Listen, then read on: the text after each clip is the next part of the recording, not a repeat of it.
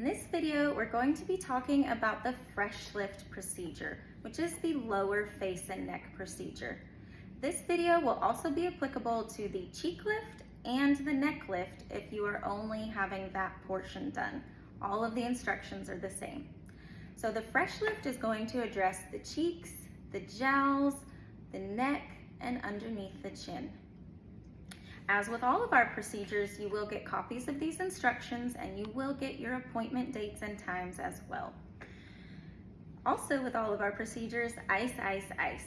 We want to make sure that we are icing in order to prevent and reduce swelling. The first night, your caretaker is going to be the ice master. They're going to change your ice out about every 2 hours, so warn them about that. Going forward, you can switch to more of a 20 minutes on, 40 minutes off system. You will leave the procedure all wrapped up. The first night, you're going to have several layers of white surgical gauze. That will come off the following day. But most importantly, you have a compression band. And you have to wear this all the time for 5 days, okay? Like that. Of course, you can take it off to clean your incisions, you can take it off to shower, that's fine. But other than that, it needs to be on. You will then sleep in this for a month after surgery. The point being is we want all those tissues to heal nice and flat. We will also send you home with an ice wrap. And it makes it easy because it has pockets. So you can put your gel packs or your Ziploc bags of ice, whatever you have that's frozen and can go in here, that's fine. This will go around like this. The brown band is first, and then this one. That's because you will be taking this one on and off. You will also sleep elevated until the swelling is gone. So head above the heart. That allows gravity to do its job and bring the swelling downward. If you're laying down flat, the swelling has nowhere to go and it will stay right where it is. Everybody's different with this, but I tell people to plan on about 2 weeks of sleeping elevated. We will send you home from the procedure with a supply bag that has everything you need to care for your incisions. We will give you sterile water, sterile gauze, Q-tips, ointment, all kinds of things. You don't need any of those things until we see you the following day. We will go through it with you and teach you how to use it.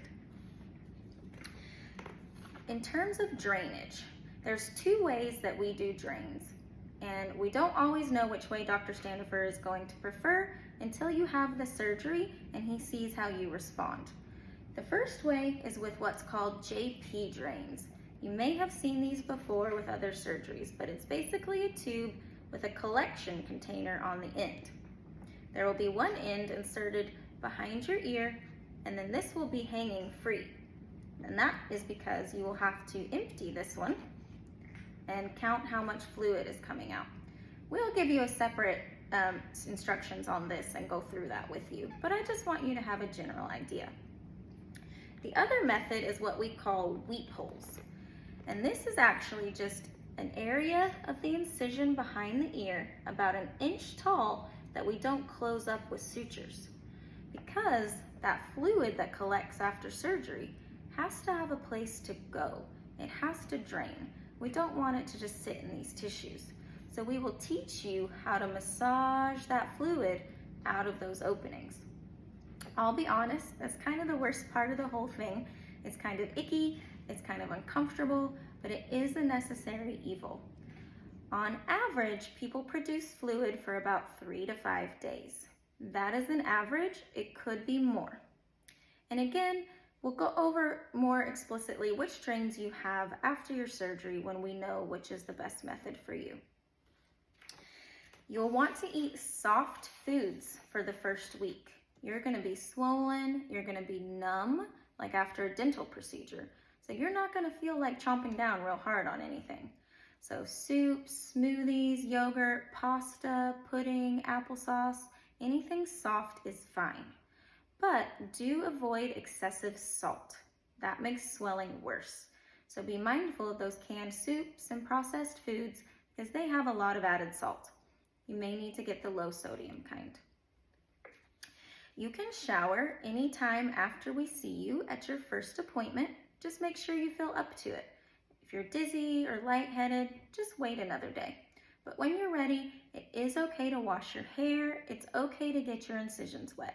You won't hurt anything. Some things that are normal. People tend to feel worse before they get better. That usually happens around day 4 and 5. You may feel physically worse. You may feel like the swelling has increased or just tired or dragging, but most of it is emotional. You're going to say, why did I do this? I'm not getting any better. This is not what I expected. All of those feelings are going to surface, and that's very, very common. I always tell people that we have to trust that our body is healing even if we can't see it. Don't check the mirror every hour and expect to see changes. There won't be any. This is a day-by-day, week-by-week process. Mild swelling and bruising lasting over 2 weeks, that's normal. We expect that. But at that point, you can wear makeup, wear your hair differently, wear a scarf. All of those things can help camouflage any residual healing. Some things not to do. No exercise for 2 weeks. You don't want to increase the heart rate or the blood pressure. You can do light walking, you can do light chores around the house. If this is the only procedure you're having, you could even work from home if you wanted to. You should feel relatively good. But we have to let the physical part catch up, and we don't want to exercise. So nothing strenuous for 2 weeks. Of course, if you have any signs of infection, like something's really red or hot, you have pus or a fever, call. I tell people the easiest way to prevent infection is common sense. Wash your hands frequently. Use clean linens, clean pillowcases. Don't put your dirty cell phone right up against a fresh incision. Tons of bacteria. So be mindful of those things. We also don't want you to pull or tug on your earlobes. This is a really fragile incision between the ear and the cheek. So be mindful when you're changing your clothes. Don't snag, because they will tear. We do leave dissolvable sutures around the lobe for this reason.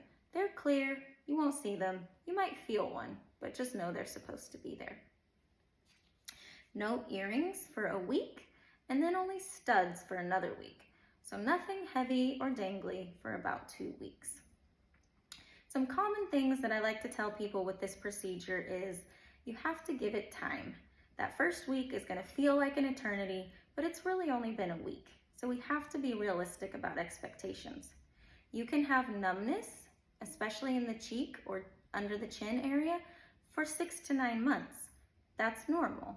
That will go away and the sensation will return. Your face and neck are going to feel tight. One, you're paying good money for him to pull it tightly, but all of that swelling and inflammation are going to make it feel more tight. So that feeling will go away over time.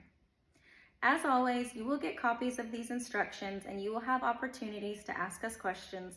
Feel free to watch this video again if you need to, and we'll see you soon.